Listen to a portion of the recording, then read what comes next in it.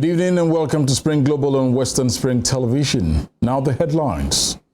Osun State Governor Ademola Adeleke praises workers for their roles in the government. Sudan's warring factions continue to fight despite extending a barely respected 72-hour ceasefire. China agrees to discuss fishing rights in South China Sea with the Philippines. My name is Tunde Idowu. Osun State Governor Ademola Adeleke has said government employees play a vital role in various pressing issues pertaining to the state's social, economic, and financial sectors. The governor stated this at the Workers' Day celebration held at the Oshogbo Township Stadium today. Olayinka Ali was at the event and files in this report.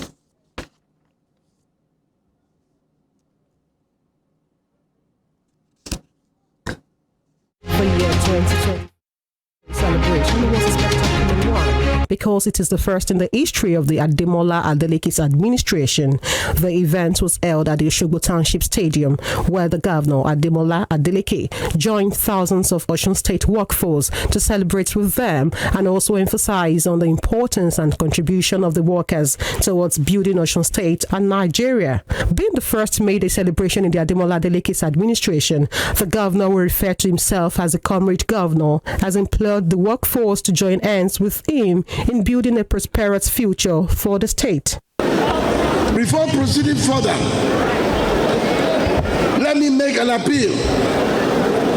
Workers, and we, the people of Osun State, survived the inhumane rulers of yesterday. Yet, let us collectively forgive the past and join hands together to build tomorrow. Our task is to deploy the beauty of today to create prosperous future. Governor Adeleke also stated that in the history of Osun State, his administration is the first to have the labor as the first item on his governance agenda. In the history of Osun State, I am unarguably the first governor to have labor as the first item on his governance agenda. Since I took over under a very hostile environment, I have remained committed to that goal of work. The Nigeria Labour Congress NLC Caretaker Committee Chairperson of the Osun State Council, Comrade Modupe Olayemisi Oyedele, in an address said the labour movement in the state have defended the cause of workers and provided a just, democratic, transparent, inclusive and prosperous society that is built on social justice where all citizens can access the basic needs of life, lauding the Adeleke's administration for his many achievements since he became the governor of Osun State. The mammoth crowd that turned out to celebrate this year, because the workers in Osun State, we are all happy. You know, since the inception of this present administration, things have really changed in Osun for the better. You know, the workers' salaries are being paid as at when due, and there are some of the workers that have gotten promotion in the past 2 years. And they have not been collected their salary based on the new level that they have attained. But this new administration have been taking care of that. So also the backlog of arrears of salary, our able governor has started making payments of that. So many things that government has been doing, enabling working environment that is making everybody to have a sense of belonging. And that is why you see every one of us here today celebrating, making merry. Chairman Joint Negotiating Council JNC Osun State, Comrade Lasun Akindele, also commended the governor on staff welfareism, thereafter urging him to employ staff into the Osun State workforce. That is we need to that aspect to replace the retired and those that are yet to retire, because in another 2 or 3 years, nearly every office in the secretariat will be.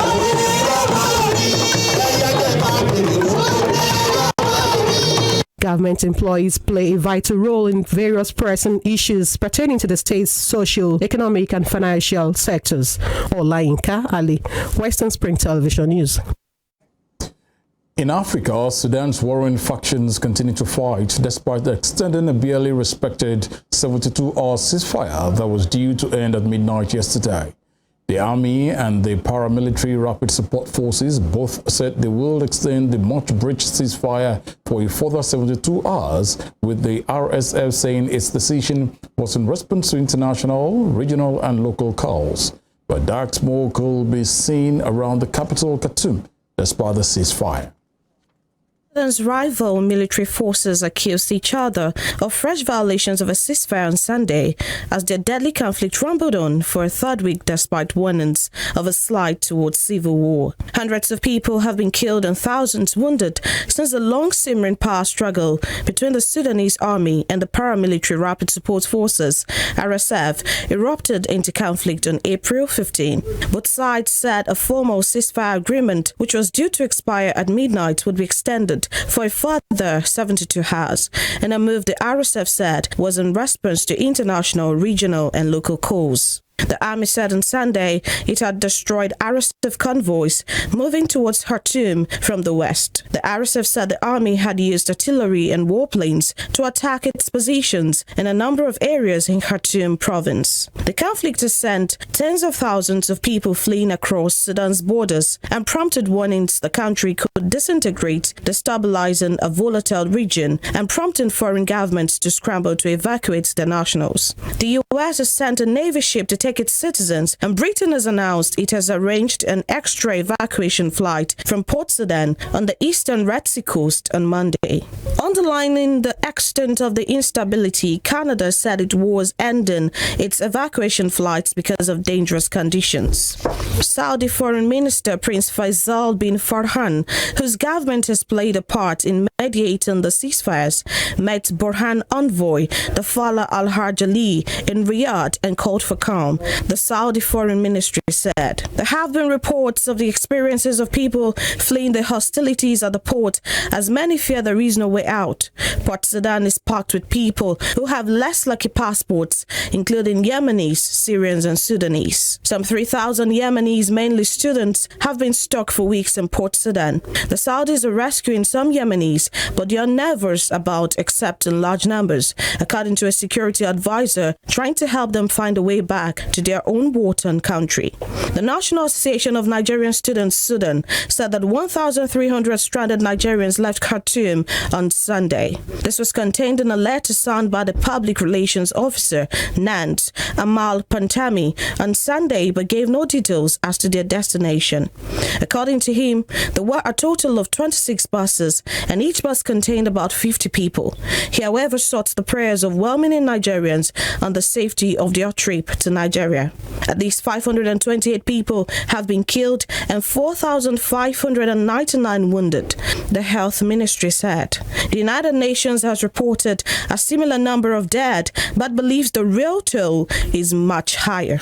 With the United Nations reporting only 16% of health facilities in Khartoum operating as normal, the International Committee of the Red Cross, ICRC, delivered 8 tons of medical aid. And while approval had been given for the supplies to go to Khartoum, negotiations were ongoing with the sites to facilitate delivery within the city, where hospitals, convoys, and ambulances have been attacked. Earlier on today, the World Food Programme, WFP, lifted its suspension of operations in the country. It ceased operations last month after 3 of its workers were killed. Temitokbe Ajijolawwola, Western Spring Television News. Egyptian authorities have released Al Jazeera journalist Hisham Abdulaziz after he was held for almost 4 years in pre-trial detention. Mr. Abdulaziz, an Egyptian journalist for the network's Mubashir channel, was released earlier this morning. His family confirmed his release and said he was now at his family home in Cairo.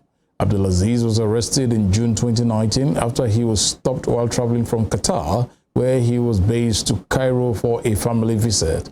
He was one of a number of Al Jazeera journalists to be detained in Egypt since the 2013 coup that overthrew President Mohamed Morsi. However, 2 other Al Jazeera Mubashir journalists, Baha Eldin Ibrahim and Rabi El Sheikh, remain in detention in Egypt. In the United Kingdom, King Charles III will recycle a chair used by King George VI for the coronation in an effort to make the event more sustainable. After he is crowned, King Charles III will move to a throne chair used during his grandfather's coronation in 1937. It has been reupholstered but still features the original embroidered coat of arms on the front and back, while Camilla, the Queen Consort, has an identical chair used by the Queen Mother during the 1937 coronation. However, the Queen's Mother's coat of arms have been replaced by newly embroidered versions created by the Royal School of Needlework, RSN. Meanwhile, former U.S. President Donald Trump has said it is great to be home as he arrived in Aberdeen on a visit to his Scottish golf properties. It is Mr. Trump's first visit to the UK since 2019 after leaving office. He is expected to attend a ceremony to open a new course at his Aberdeenshire resort, Trump International Scotland. Mr. Trump, whose mother is from the Isles of Lewis, sparked a security operation on a 2018 Scottish visit with protests in Glasgow, Edinburgh, and Aberdeen. The visit comes as Mr. Trump faces court actions in the United States. Earlier this month, he pleaded not guilty to 34 counts of falsifying business records. Mr. Trump, who is running for the White House again in 2024, is visiting Scotland as a private individual. In another development, nurses in England are taking part in a fresh strike in what they describe as their biggest walkout so far. The Royal College of Nursing strike affects half of England's NHS trust and will last until midnight on Monday. The RCN said exceptions are being made where hospitals were struggling to maintain life-preserving care. RCN leader Pat Collin also denied suggestions that there had been talks over the weekend with Health Secretary Steve Barclay or his department. This latest 24-hour action comes ahead of a crucial meeting between a number of health unions, ministers, and NHS bosses tomorrow, when the government pay offer of 5% will be discussed. The RCN previously rejected the government's pay offer and announced the new strike, their third this year, in a dispute over pay, recruitment, and retention in the NHS.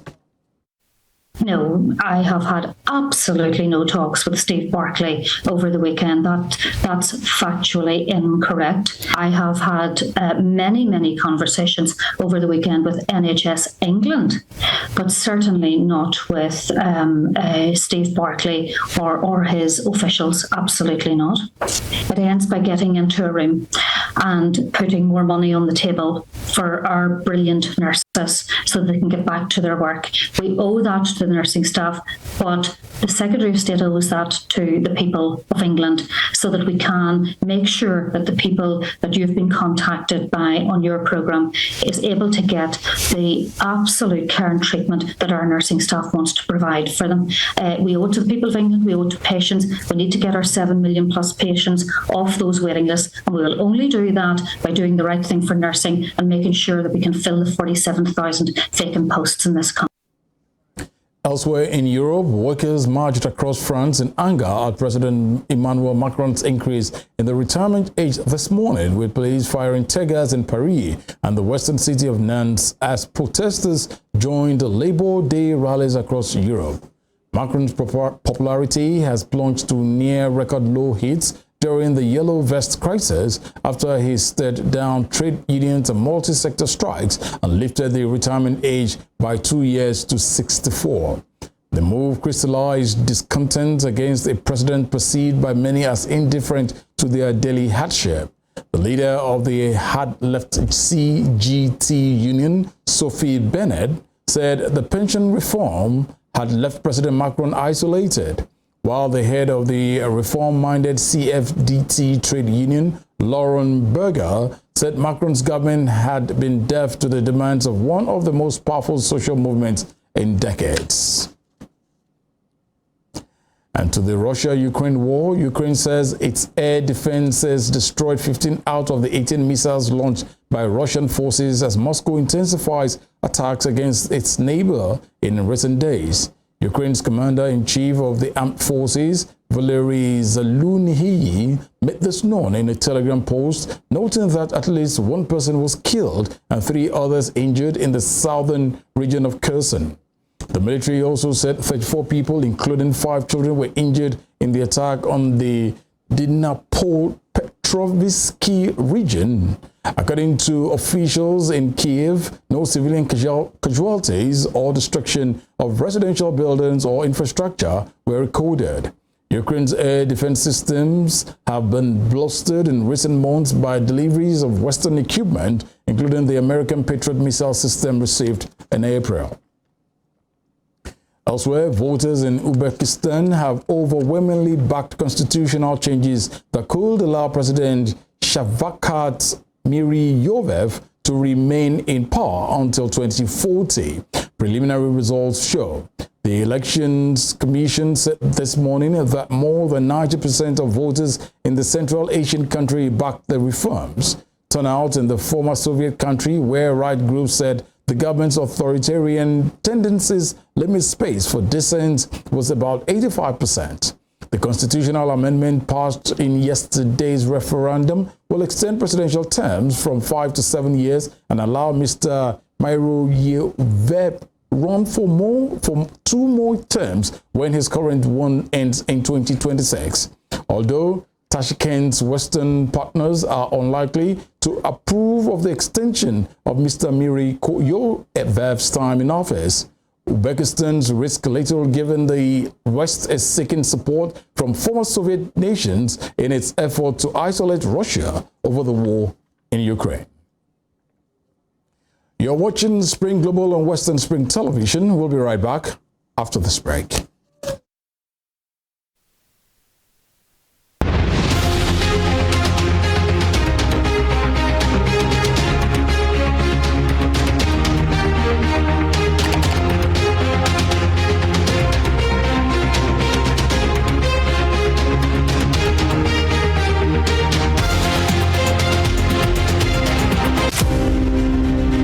Ahmadu Bello, Prince Royal, was born 6th of December 1910 at Raba Village, Sokoto, northwestern Nigeria. His father was a district head and heir apparent to the Sultanate throne from the house of Usmanu Danfodio, a religious and social reformer who brought the Habib dynasty under the Fulani Caliphate in the beginning of the 19th century. Ahmadu Bello raised the bar of political consciousness and participation when, in 1944, he engineered the establishment of the Northern People's Congress (NPC) as the first political party in northern Nigeria and the rallying point for politicians in the region before independence. History will not forget Ahmadu Bello for his charisma and political sagacity, which provided easy passage for his kinsmen to assume political and administrative positions in Nigeria's post-independence era. The distinguished elder statesman and Sardauna of Sokoto has his face on his country's 200 naira currency as a mark of honor to one of the architects of Nigeria's independence.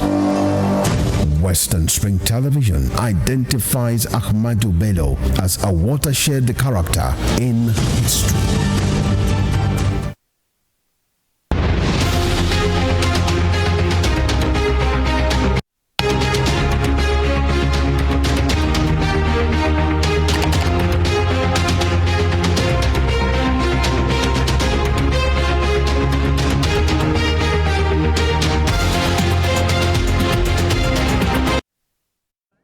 Thank you for staying with us. Moving to other news, United States regulators has said First Republic Bank has been seized and a deal agreed to sell the bank to JP Morgan Chase & Co. in what is the third major U.S. institution to fail in 2 months.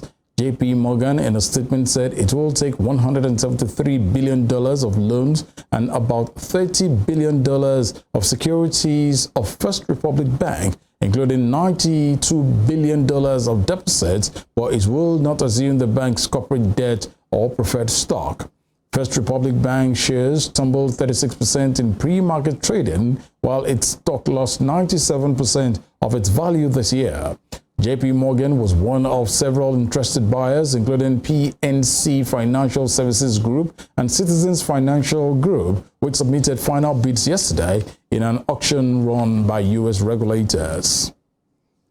In the meantime, oil fell this morning as concerns over the economic impact of the U.S. Federal Reserve's potentially raising interest rates and weaker Chinese manufacturing data outweighed support from new OPEC Plus supply cuts taking effect this month.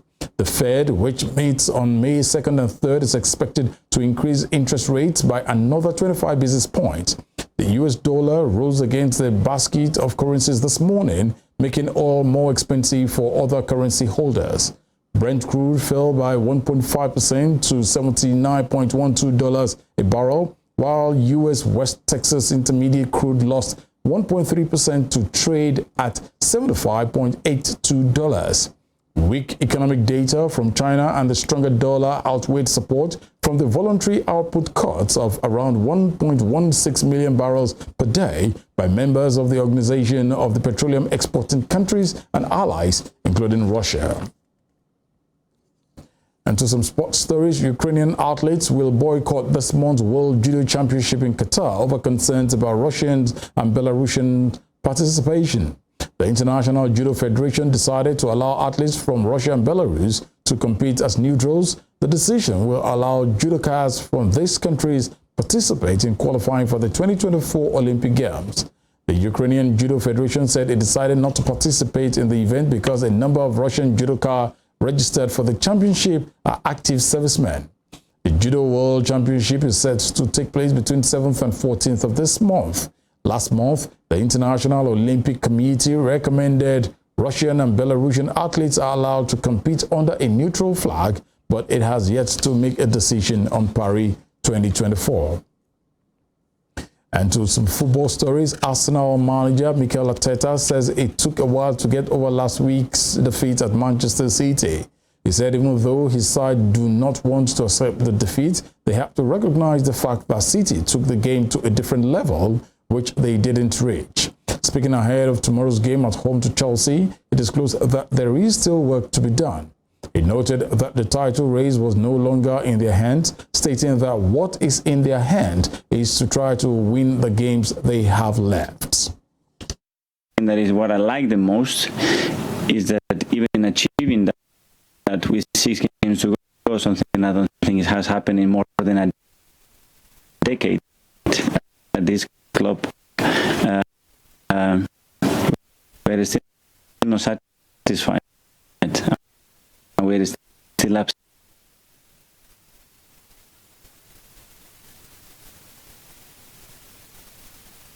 and we want more. So we want to be the club that we want to be consistently with the best. That's the mentality that we need, and that's what I loved more the last few days, because we have achieved what it was difficult to achieve, and we can still achieve the Premier League because it's 5 games to go, and a lot of things are going to happen still. What we have to do is forget about what happened last week, learn from it, and move on into the next game with a full team at home with our people, London derby, and put things right.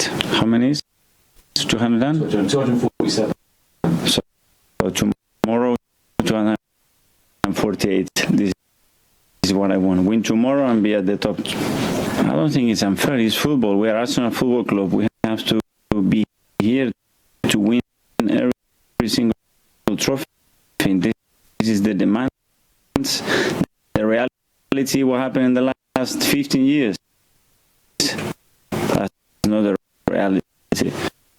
But the demands have to be there. So the thing. And before we end Spring Global, here is a recap of our top stories. Osun State Governor Ademola Adeleke has said government employees play a vital role in various pressing issues pertaining to the state's social, economic, and financial sectors. Sudan's warring factions continue to fight despite extending a barely respected 72-hour ceasefire that was due to end at midnight yesterday. Philippines President Ferdinand Marcos Jr. says China has agreed to discuss fishing rights in the South China Sea. You can follow us on our social media handles on Facebook, Instagram, and Twitter at Western Spring Television. You can also watch us live on our YouTube channel at Western Spring Television. I am Tunde Ido. Good evening.